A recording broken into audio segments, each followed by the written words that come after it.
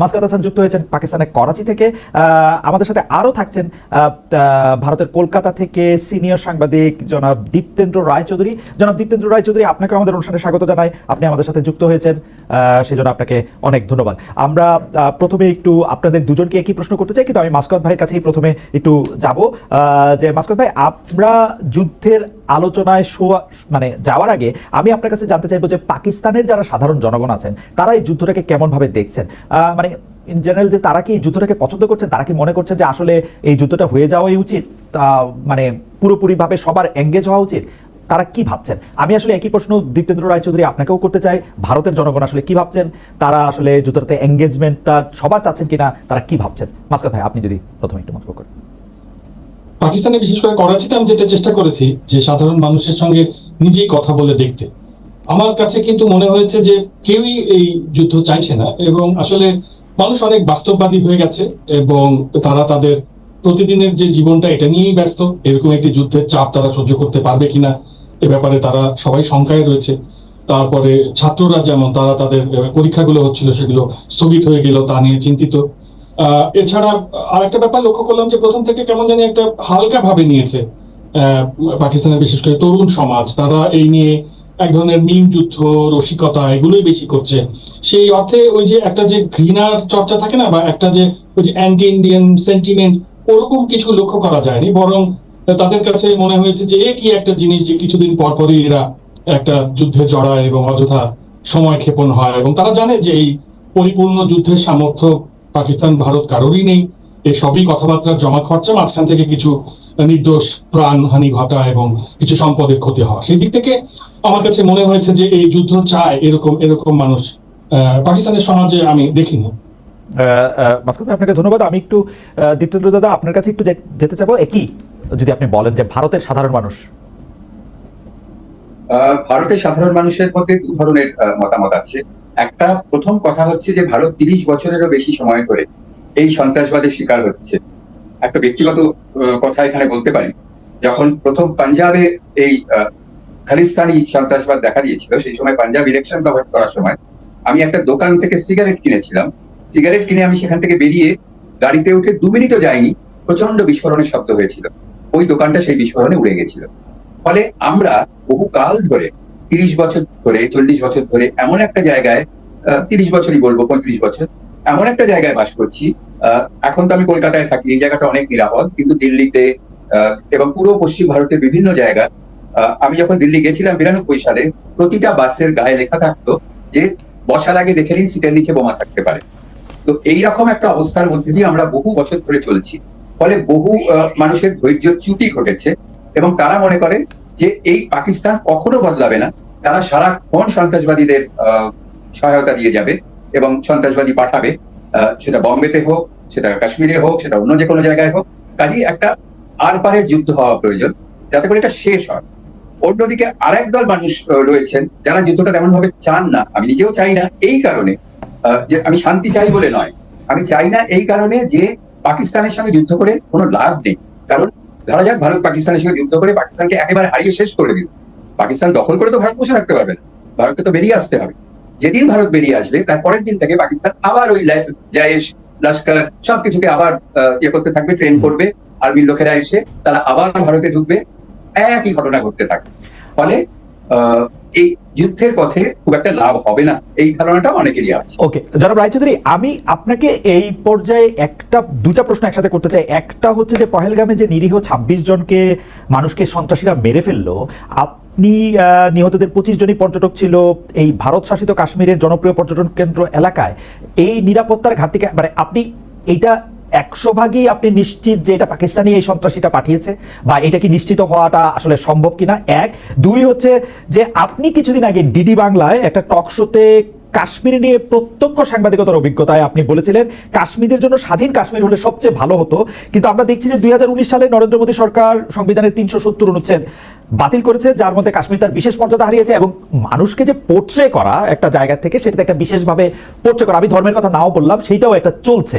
এই জায়গাটাকে যদি আপনি একটু ছোট করে অ্যাড্রেস করেন যে এই দুইটার মধ্যে আপনি আসলে। আমি যখন বলেছিলাম যে ভারত কাশ্মীর স্বাধীন দেশ হলেই ভালো হতো, সেটা হচ্ছে 1947 কথা, কিন্তু সেটা হয়নি। কালকে কাশ্মীরের রাজা নিজে ভারতে যোগ দিলেন, আর সেই সব পাকিস্তান ওই তাকে ইয়ে পাঠিয়ে খানিকটা দখল করলো। ফলে এমন একটা জায়গায় পড়লো যে কাশ্মীর দুভাগে ভাগ হয়ে গেল এবং একটা স্থায়ী সমস্যা হিসেবে থেকে নেহেরু ভেবেছিলেন ইউনাইটেড নেশনসে গেলে সমস্যাটার সমাধান হবে, সমাধান তো হলোই না, বরং সমস্যাটা আরো জটিল হলো এবং প্লেবিসাইড করতে বলা হলো। কিন্তু পাকিস্তান প্লেবিসাইডের শর্ত ছিল আর্মি দুপক্ষে করে যায়, পাকিস্তান রাজি হলো না, প্লেবিসাইড হলো না। তারপর 70 বছর কেটে গেছে, সেই ইতিহাসটাকে এখন স্ট্র্যাটেজিক কারণে না ভারত না পাকিস্তান কেউ আর রাজি হবে না, কোনোদিনই রাজি হবে না, এবং তাদের দেশের মানুষেরাও আর রাজি হবে না। তো এই অবস্থায় হ্যাঁ, পাকিস্তান জঙ্গিরা ওই পারের কাশ্মীরি হতে পারে, কিন্তু তারা, কারণ পাকিস্তান বহু বছর ধরে এটা করে আসছে। আপনাদের হয়তো মনে পাকিস্তান বহুবার এটা স্বীকারও করেছে। আপনাদের মনে থাকতে পারে সেই যখন আমেরিকার চাপের সামনে পড়ে পাকিস্তানের, মানে আপনি বলছেন যে জনাব রায়চৌধুরী, আপনাকে একটু কেটে কেটে আসছে, কিন্তু আমরা মূল বক্তব্যটা শুনতে পেয়েছি। আপনি বলছেন যে এটা আসলে সমস্যাটা ঐতিহাসিক এবং পাকিস্তান কোনো কোনো ক্ষেত্রে স্বীকারও করেছে।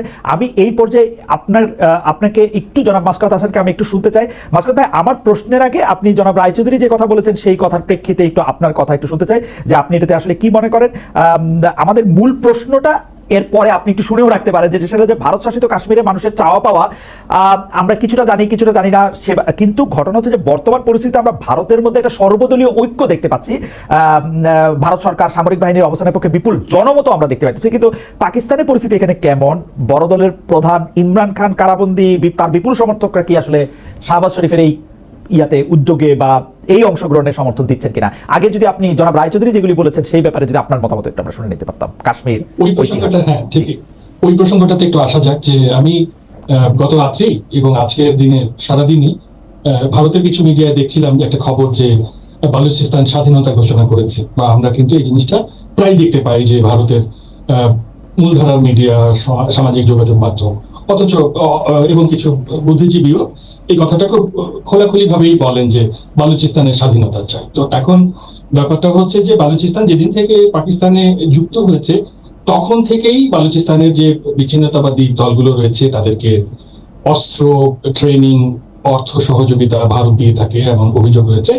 এবং কুলভূষণ যাদব নামে একজন ভারতীয় গোয়েন্দা সংস্থার কর্মকর্তা ইসলামাবাদের কারাগারে রয়েছেন, যিনি ওই বালুচিস্তানে বিচ্ছিন্নতাবাদীদের সাহায্য করতে গিয়ে ধরা পড়েছিলেন এবং এখনো উনি রয়েছেন। এর পাশাপাশি আবার দেখা গেছে যে ওই আফগানিস্তানে 2014 পর থেকে 18টি মতো ভারতীয় কনসুলেট স্থাপিত হয়েছিল পাকিস্তান সীমান্ত বরাবর। এখন আফগানিস্তানে ঠিক পাকিস্তান সীমান্ত বরাবর ভারতের 18টি কনসুলেট নিশ্চয়ই সন্দেহের উদ্রেক করে। এবং যেটা আরো দেখা গেছে সেটা হচ্ছে যে পাকিস্তানের ভেতরে যখন সন্ত্রাসবাদ বিরোধী অভিযান চলতে থাকে তখন আফগানিস্তান থেকে এসে খাইবার পাখতুনখোয়া বা উত্তর ওয়াজিরিস্তান, বালুচিস্তান এই জায়গাগুলোতে হামলা চালানো হয় এবং তখন আবার পাকিস্তান কর্তৃপক্ষ ভারতের দিকে তার আঙুল তুলে দেয়। কিন্তু এই যে ব্যাপারটা, এটা পাকিস্তানে ওইভাবে গুরুত্ব পায় না, কারণ পাকিস্তানের সাধারণ মানুষ এবং মিডিয়া আমার মনে হয় যে ওই স্টেজটা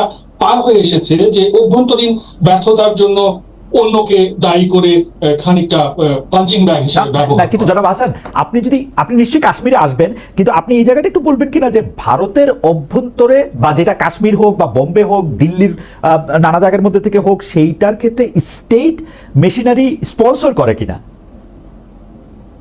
এটা তো পাকিস্তান কখনো স্বীকার করেনি, কিন্তু যেটা আমার কাছে, আমার অবজারভেশনে যেটা মনে হচ্ছে যে যেহেতু বালুচিস্তানে শুরু থেকেই বিচ্ছিন্নতাবাদীদেরকে ভারতের গোয়েন্দা সংস্থা সহযোগিতা করেছে, অন্যদিকে ভারতের অভ্যন্তরে পাকিস্তানের গোয়েন্দা সংস্থা সন্ত্রাসীদের সহযোগিতা করেছে। জি মাসকাত ভাই, কুলভূষণ যাদব নামে তো আসলে ভারতীয় গোয়েন্দা রয়ের আমি জিজ্ঞেস করছি, আপনি বলছেন প্রথম থেকেই করেছিল, কুলভূষণ যাদব তো সেদিন ধরা পড়েছে। পাকিস্তান যদি আমাদের ঢিল ছোটে, আমরা নিশ্চয়ই রসগোল্লা ছুড়বো না, আমরাও ঢিল ছুড়বো না। আমি সেইখানটা জানতে চাই নিউটনের তৃতীয় সূত্র উভয়ের জন্যই, যে প্রত্যেক ক্রিয়ার একটি সমানুবিপরীত প্রতিক্রিয়া। রাইট। আমি একটাই প্রশ্ন করছি, আমার মনে হয় জনাব রায়চৌধুরী, জনাব হাসান শেষ করুক, আমরা এই পুরো প্রসঙ্গটা আমি শুনবো। আপনি বেলুচিস্তানের সীমান্তে ভারতীয় যে দূতাবাস বলি, আমি ভারতীয় মানে আফগানিস্তানের ওই পাশে দূতাবাস বলি বা কর্মতৎপরতা বলি সেটা বাড়ানোর কথা বলছিলেন। দীপ্তেন্দ্র রায়চৌধুরী নিশ্চয়ই এই প্রসঙ্গে কথা বলবেন, কুলভূষণ যাদবের কথা বলেছেন, সেটা নিয়ে নিশ্চয়ই কথা বলবেন। আপনি যদি একটু কাশ্মীর প্রসঙ্গে এবং বিভিন্ন ভারতের অভ্যন্তরে বিভিন্ন হত্যাকাণ্ড সম্পর্কে, কাশ্মীর ছাড়াও আমরা কিন্তু বোম্বে এবং অন্যান্য জায়গায় দেখেছি, এগুলির ব্যাপারেও যদি একটু বলেন দ্রুত, তাহলে আমরা একটু জনাব রায়চৌধুরীকে শুনতে পারি। জনাব হাসান। কাশ্মীরের অভ্যন্তরে যেটা দেখা গেছে যে দীর্ঘদিন ধরে তো এই সমস্যাটি বজায় থেকেছে, এবং এক পর্যায়ে আমরা যতদূর জানি, এই তথ্য নিশ্চয়ই ওনার কাছেও রয়েছে, যে যখন ডক্টর মনমোহন সিং এবং পারভেজ মোশাররফ এরা দুজন বসে মোটামুটি ঠিক করেছিলেন যে এই কাশ্মীরকে পুরোটাকেই স্বাধীনতা দিয়ে ভারত এবং পাকিস্তান তাদের সহযোগিতা করবে এবং এই জায়গাটা থেকে, এই ঝামেলাটা থেকে তারা উভয়ে বেরিয়ে আসবে। কিন্তু সেটা সম্ভব হয়নি। সে সময় প্রণব মুখার্জি পররাষ্ট্রমন্ত্রী ছিলেন, উনি খুব একটা এটা চাননি, এরকম আলোচনা ছিল। যা হোক, এখন যেহেতু কাশ্মীরের জনগণ বুঝে গেছে উভয়াংশে যে এই স্বাধীনতাটা সম্ভব না, কাজেই ভারতের অভ্যন্তরে যে কাশ্মীরের মানুষ তারা তাদের জীবনকে গুছিয়ে নিতে চেষ্টা করছে, তারা পর্যটনের ক্ষেত্রে কিছু আয় উপার্জন করে একটা আত্মনির্ভর উন্নয়ন কৌশল খুঁজে পেতে চেষ্টা করছে। পাকিস্তান অংশেও একই ব্যাপার রয়েছে।